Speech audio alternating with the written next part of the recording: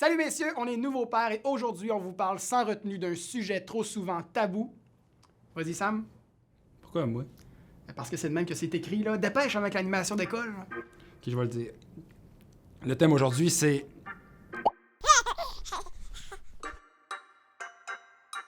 Les futurs et les nouveaux pères ont souvent une longue liste de questions sur la sexualité et ils vont rarement à la recherche de réponses. C'est pas la priorité qu'on se dit, hein. Puis c'est vrai, ta blonde va accoucher, ton enfant va venir au monde, il y a des choses plus importantes que les jeux libres dans la chambre à coucher. Ajoutez à ça la peur de créer des frictions, d'avoir l'air fou, d'être maladroit, on est souvent inconfortable à l'idée de parler de sexualité. Le sexe, ça c'est... Selon une recherche publiée en 2016, jusqu'à 89% des couples avec enfants auraient aimé discuter davantage de sexualité pendant et après la grossesse. Alors messieurs, attaquons de front un élément fondamental de votre parentalité, le sexe! D'abord, pendant la période de périnatalité, la sexualité, ça ressemble à quoi?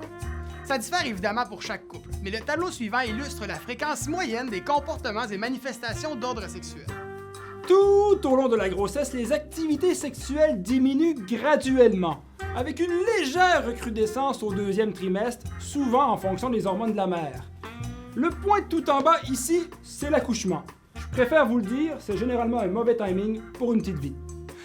Le déclin progressif pendant les 9 premiers mois, il n'est pas uniquement en raison des limitations physiques de la mère, et surtout pas pour protéger le bébé, hein. À moins d'une grossesse à risque, une relation sexuelle avec pénétration, c'est tigidou, là.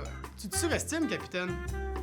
En fait, la pente descendante reflète le désir qui fluctue chez la maman, mais aussi chez le papa. Bon, là, on va briser un vieux stéréotype. L'homme aussi a le droit de vivre des blocages et des pertes de désir. Sam peut vous en parler, ça y est arrivé. Voyons, oui. C'est effectivement une situation qui peut arriver à plusieurs hommes. Les activités sexuelles reprennent généralement doucement après l'accouchement. En moyenne, la première relation sexuelle se déroule de 6 à 8 semaines postpartum. Certains couples seront prêts après quelques jours, d'autres vont prendre une pause de plusieurs mois, voire de plus d'1 an. Capote pas, là. Ça sert à rien de se comparer, hein. L'important, c'est de respecter ton rythme et surtout celui de ta partenaire. Puis, tu sais ce qu'ils disent, hein? C'est pas la fréquence des relations sexuelles qui est importante, c'est ce que tu fais avec. La clé pour passer à travers ces changements, c'est de communiquer avec votre partenaire. Ça se pourrait que pour un petit bout, les séances de mise en forme soient un peu moins spontanées avec un bébé dans la maison. Puis, ajustez vos attentes. Les premières fois, ce sera pas des matchs de lutte, hein.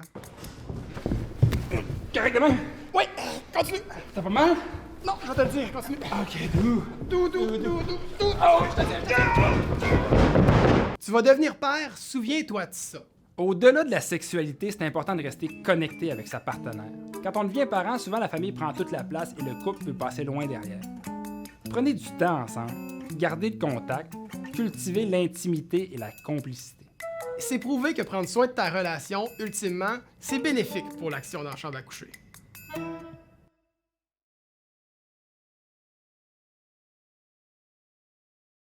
La sexualité, c'est pas juste une histoire de pénétration. Il y a plein de façons de vivre ça. Vous ferez vos recherches. Là. Très à l'aise, mais en ce moment... On repart ça? Let's go!